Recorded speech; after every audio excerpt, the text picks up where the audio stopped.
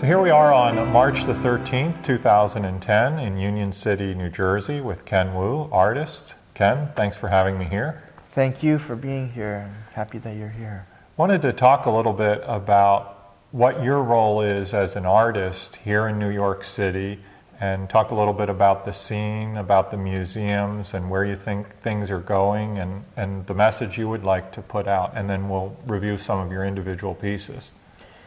Okay. Well, as you know, we're in a century of change, and especially in the arts, it's people are trying to find new ways of expression and new concepts, something new that was pretty much put in place with the contemporary art scene. For me, ever since I was little, I felt the desire to study the roots or the foundations of the craft of art, learning how to draw and paint from life, and having those building blocks to push me forward.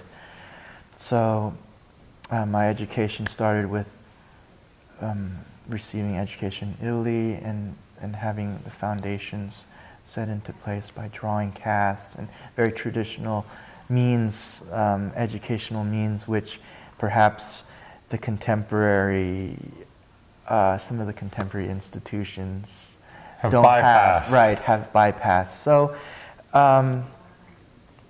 So that is special to me. I want to try to keep that resurgence of, or that tradition alive for future generations to come. That's not to say that we don't need to progress our concepts and to further our culture in the arts. Not to say we have to reproduce, something that the 19th century or Renaissance have already done. I feel that what's important is taking those foundational strengths or that training and trying to relate to what's going on around us in society and culture, and using those foundations or those skills to talk about or to reiterate or to criticize. And that's to talk about what's going on today. We were talking earlier about flowers and the still lifes of flowers, and the Flower Mart in New York is as much of a traditional. I will have to go and look up when it was founded, but it's certainly been there. Right. I'm not sure when they started, but whenever I do a still life for myself or for the gallery or for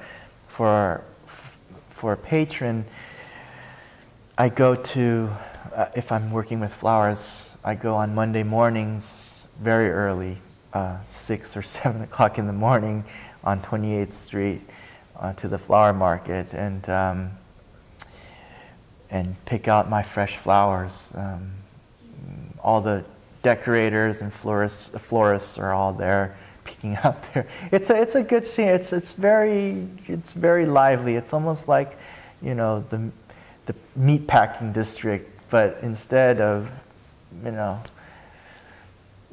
it's something from the base level, ground level, and progressing into a full final finished product. Every day, I feel that there's no real shortcuts to painting. So every moment and every stage is an important stage to complete the final product.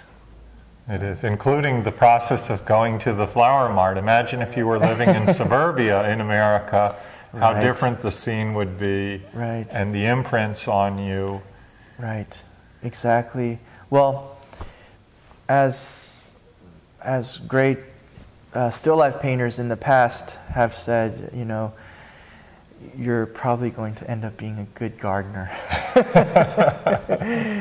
But I have the luxury to go to, since New York's very close, I have the luxury to go there and to buy fresh flowers that will actually bloom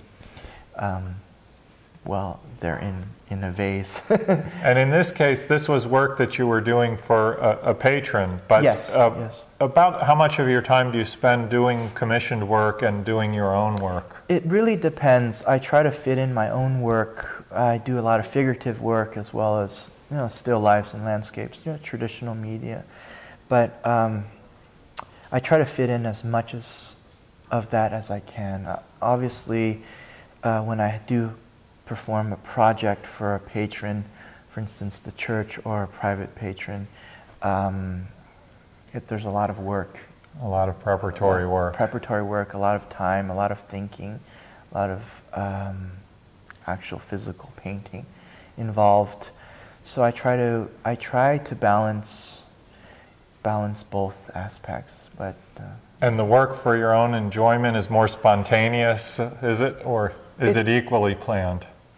I would say it's pretty much, you know, it's hard to say. Some pieces are planned, other pieces are spontaneous. And I feel that when I do my own work, the spontaneous paintings work the best. They work out the best. And I think painting is my inspirations from nature when I do my own painting. And, you know, it's not really too much about the concept that the human brings to it. It's more about something that is undescribable, the concept that is about nature. And, it, you know, we can't really understand that, you know, the human. And if you sort of paint something spontaneous, all those qualities of nature that are quite unexplainable come out in your work. You're almost like a vessel that produces something beyond human.